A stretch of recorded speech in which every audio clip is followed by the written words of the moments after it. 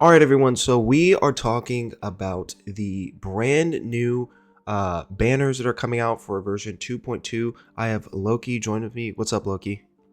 What's up? So, guys, this banner for the Robin Topaz, the first half, in my opinion, is kind of a really messed up banner. Um, Loki, do you want to talk about your thoughts about this banner? Bro, this banner is so messed up. It's insane because it's like if you want a perfect follow-up team comp, especially if you pulled Mm-hmm. Adventurine, then like you need both of these characters. You don't really need, but like you want both of these characters. Yep. Um Topaz for the 50% boost of follow-up damage for your entire team. And then Robin, oh my gosh, the action advancement and then the I think it's like 25% crit damage to follow-up attacks or boost follow-up attacks or something like that. That's insane. Yep. Like this banner is so messed up. Like I want both of these characters, but I will probably most likely only be able to get one. Yeah. And the thing that Loki, you brought up a good point is that if you pulled for Aventurine in this most current patch, so version 2.1, uh, it is probably a hard decision that you guys are gonna have to make. Yeah. Oh, Here's what I would have to say: if you already own Topaz and you like fall attack teams, you already have Doctor Ratio for free, and if you own Adventurine, then Robin is an amazing pickup for that fall attack centered team. She works wonders in that team composition. But I think that if you do not own Topaz, um, it kind of depends on what your Jades are looking like in for your account. But if you can potentially pull for both characters, both Topaz and Robin, I would recommend trying to get both. But the thing about Topaz is that Topaz is a limited. Well, this is her first rerun, so we have no idea when she's going to get rerun. Robin is more likely to have a rerun than Topaz. Loki, what do you think about that? yeah. So Topaz came out at 1.4. Now she's coming out again in 2.2. We probably won't see Topaz for the rest of the year. If like more than likely, we will Yeah. see Robin again before we see Topaz. So if you're in the position that I am, I'm gonna pull for Topaz, and then we'll have whatever is left over. We'll put that into the Robin banner. But at the same time, Topaz's light cone's very, very good for follow-up synergies as well. Yes. It gives you another debuff, making it to the point where you don't really need to run that Silver Wolf to apply 3 to 4 debuffs in the enemy Yep. because it's giving you tame and then whatever and proof of debt, right? Yep. And it's also increasing the crit damage of follow up attacks. Like her light cone's very, very good. So Yes. it's tough. It's tough. Also, E1 gives you another debuff to where Yep. you really don't need Silver Wolf on the team comp. It's just so good. So it's tough. This is the toughest banner they have come out with, like decision making wise, to Absolutely. date. Absolutely. I think honestly, like the 4-star characters are uh pretty decent on this banner. I think that Shui Yi is probably the highest value 4-star on this banner. For sure. If you guys happen to get like, I think it's E2, E4, and then E6. I happen to own E6 Shui Yi, so I don't really need copies of her. But Shui Yi, when you get her E6, it just lowers the amount of stacks that she requires to do follow-up attacks. So getting copies of Shui Yi is pretty good. She can also run. You can put her on a team if you need to like break enemies' weaknesses. So I think Shui Yi's value is pretty high. What do you think about Hanya and March 7th as far as for their value? Well, for this banner, like overall, like I think I have E2 Shui, so I'm definitely looking forward to picking up more. Yep. March 7th is just kind of irrelevant on this banner. Very true. Like eventually we'll get the different forms of March 7th or whatever that they talked about in the live stream a couple live streams ago. Yeah. So I'm that'll be excited for that. interesting. But Hanya's pretty decent. I think I have her like E2. She's pretty decent at E6. Yeah. But there are just so many characters that are like better than her. Like any of the Powerpuff Girls are better than or are a better choice than Hanya. But I think Shui Yi is a good pickup on this banner, especially if you're a a newer player for sure. Absolutely. Yeah. I think that is such a viable Sway is such a viable character. The last thing I'm going to touch on before we move over to Boot Hill and Fu Xuan, well, we're going to look at Topaz and Robin's light cones. But I just wanted to preface to you guys, Loki made a video and I also made a video talking about elemental weaknesses. If you look at fire and physical, they are showing up more often in elite or boss enemies. So just keep an eye on that when you guys are considering picking up characters. We don't have a lot of solid single target fire DPS characters. Topaz is really the only one. So just keep that in mind when you guys are pulling for the characters. Now, if we go to the Topaz, if we go to, well, the Robin light cone. The Robin light cone, I have it pulled up here. We're going to read what it says, and then we can just talk about its value. So, the wearer gains 1 stack of honkaistarrailrobin. I don't know what that is, but every time an ally attacks, each stack of this increases the wearer's energy regeneration by 3%, which, for those of you guys who don't know, Robin's kit already has built-in energy regeneration. So this is extremely valuable for her kit, and it's up to 5 stacks. When the wearer uses their ultimate, removes the stack and then gains Kazinda, and Kazinda increases the wearer's attack by 48% and the team's damage dealt by 24%, lasting for 1 turn. So because Robin is attack scaling, this is also insanely valuable for Robin, and I think this is the most, I don't think we have like a 4-star version or a 4-star equivalent of this light cone. So this light cone is actually like kind of unique in the way that it's designed. Yeah, it's kind of unique. It's giving her a ton of attack, which she's giving, I think it's like 22% of her attack to the party. So building a bunch of attack on your Robin is going to be ideal. Also, giving them flat 24% damage is really, really good. And the energy is insane because she's already, especially with follow-up synergies, she's already giving, or she's already getting a lot of energy from when everyone attacks, especially if you're running a follow-up attack team. And then more than likely you're going to put her on an energy regen rope, so you have your ult off of cooldown. So her light is very, very good. And then we wanted to touch on this other light cone that is on the banner, which I honestly hope I can snipe this light cone while I'm pulling for the Topaz light cone. But it is called Boundless, is it Cheerio? Boundless Choreo.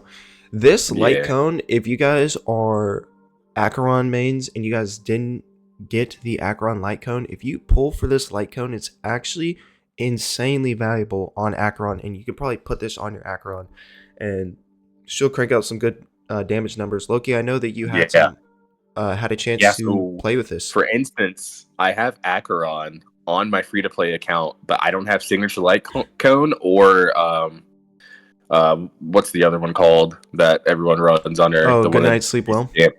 Yeah, I don't have that. So picking up this light cone is going to be huge for my free-to-play account. This is a very, very, very good light cone for her. Absolutely. And the stats, it just says increases the wearer's crit rate by 8%, which is good.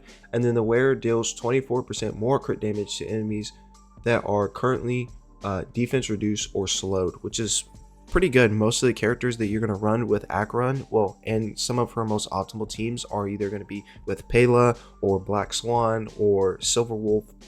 Those characters, or even like Welt to slow them.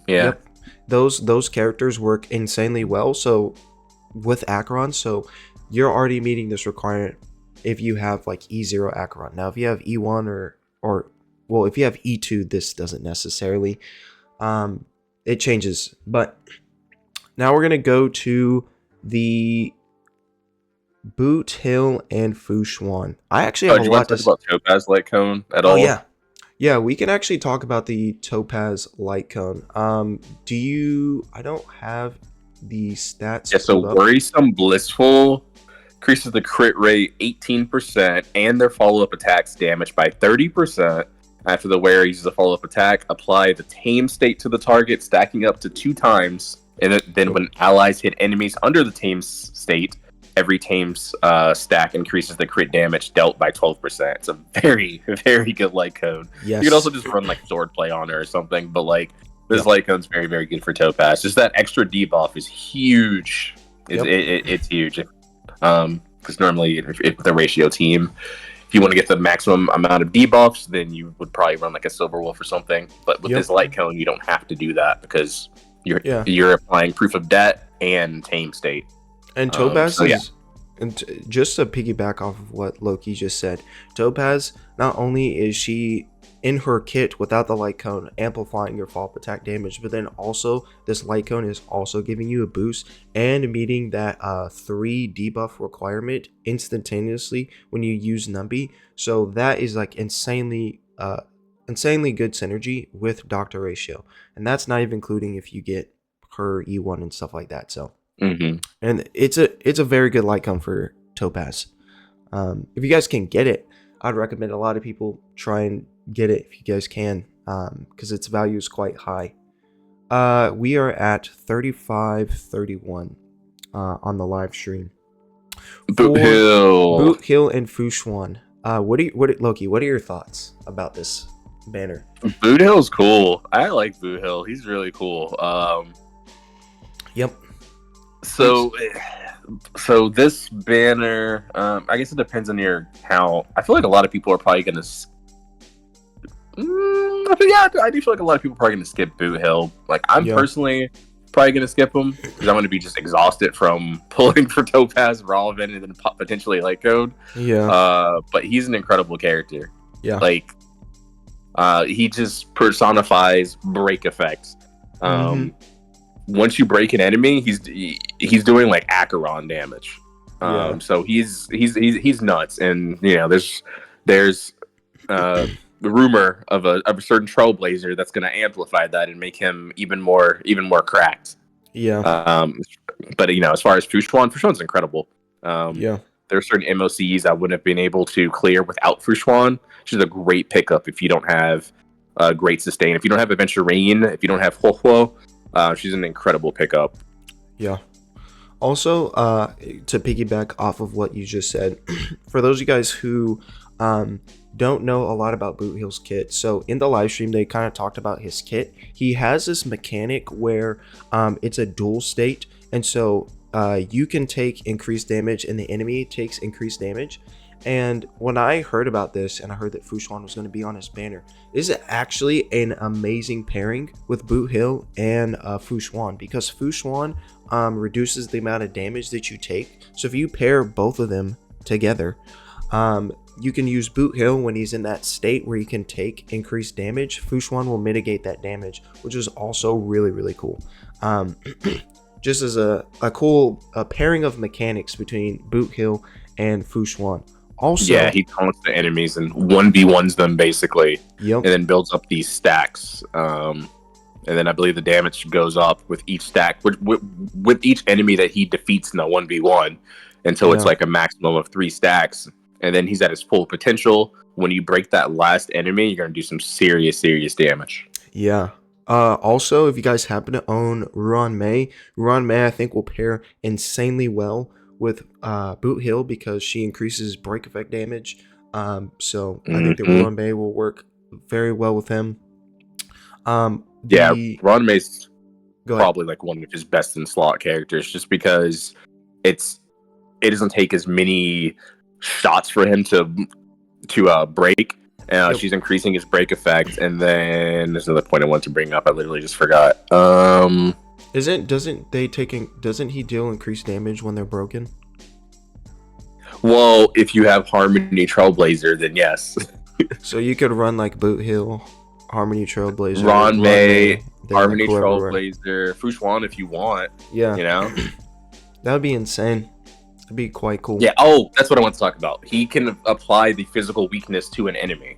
Yes. With his ult, or when you enter the battle with his skill, which is insane. Yeah, that is quite valuable. I think his value too, as far as for the new game mode, Apocalyptic Shadow, his value is going to be very high because... Oh, it's going to be so good. Yeah, I think so. Because of the fact that he can apply the physical weakness to whatever enemy, it doesn't matter. I think that is insanely valuable. And I think when we get to content where you don't have very good elemental coverage, Boot Hill can kind of fix that problem. He's kind of like a Silver Wolf, but a DPS character, which is awesome. So Yeah. if you guys are lacking elemental coverage, Boot Hill can kind of fix that problem. And his break damage is quite insane. I think he's going to be quite good. What are your thoughts? Do you think Silverwolf drops to A tier after Boot Hill release? Ooh. I don't know actually. Maybe. I still think her value's still pretty She's good. really good, but like I said, I'm spoiled. I have E1, so I do get a ton of energy. Yeah. And so but I don't know, man. Him being able to apply his own weakness is just kind of nuts. Like I feel like just going into 2.2, I don't see her being on any of the meta teams. Because I think she's getting with Robin and replaced. Topaz, you're probably gonna go Ratio, Mm-hmm. Robin, Topaz, Aventurine. That's like your meta team, right? That team's insane. Boot Hill's probably gonna be like Boot Hill, Ron May, Harmony Trailblazer, and then like Sustain or something. Even though, you can probably use like any healer just because he's gonna be 1v1ing the enemy, taking the aggro anyway. So, Yeah, the Boot Hill. I think the only team that Wolf will be viable in is probably Mono Quantum and like Acheron teams. But yeah, I think that might change in the future for Acheron teams. But we'll see. What do you think about the 4 stars on this banner? let's see.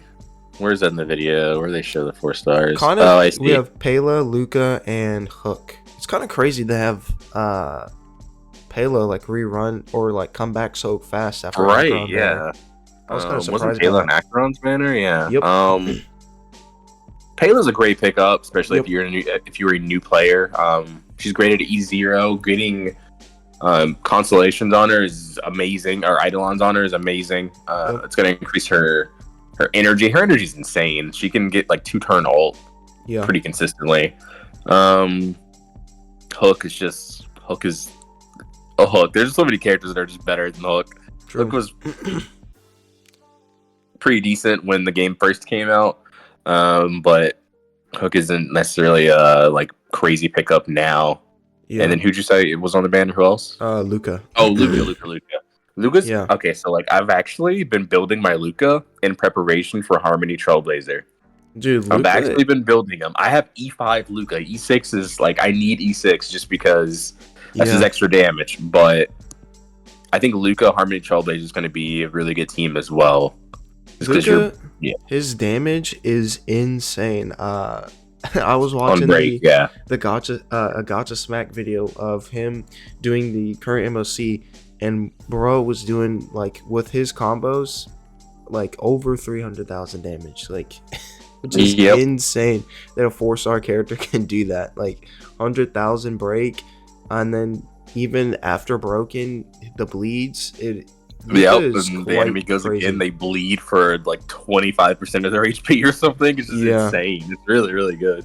Yeah. Boot Hill's going to be doing that as well. That's one thing we didn't talk about. Like, Boot Hill, like, in addition to breaking the enemy, if the enemy survives, they're going to bleed. Yeah. Which bleed is, I believe it's the strongest DOT in the game. Mm-hmm. Yeah, it's the strongest dot in the game. It's insane. So, it's quite strong. And then... do we want to talk about, well, they haven't officially showed us the Boot Hill light cone, but I'll just scroll over to the part in the live stream to 3552.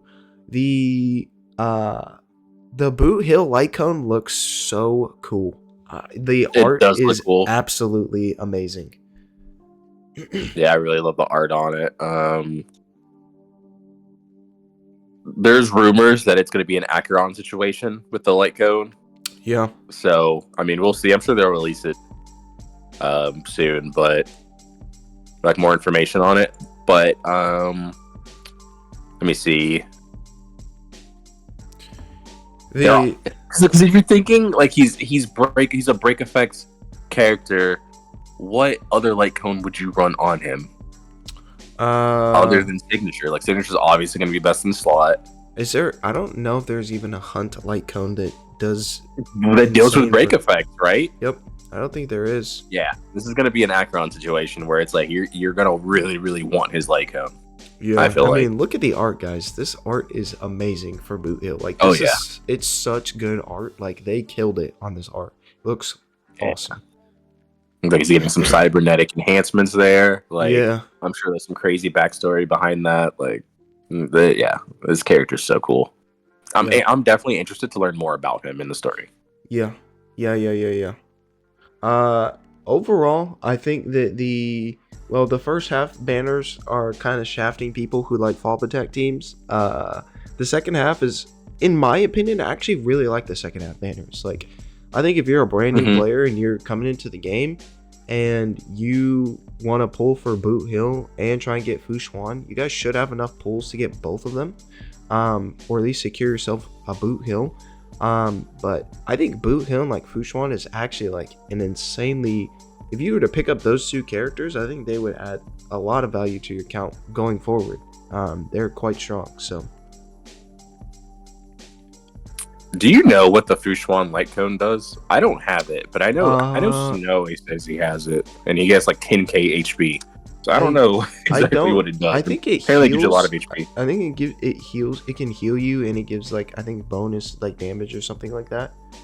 I'm not 100% sure. Guys, all the stuff that we're talking about, the light cones, I will have like the stats pulled up when the video goes out, so you guys will actually be able to see what the stats are. But she already shut her eyes.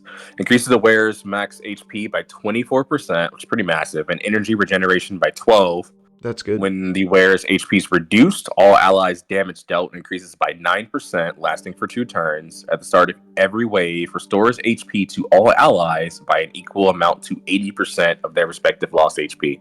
What the heck? Yeah, the light is so good. Yeah, the light cone is correct. Wow. I didn't even know it did that. It's crazy. Yeah. I think that that's all we have to talk about for today's video. Thanks again to Loki, and we will see you guys in the next one. See you guys Later.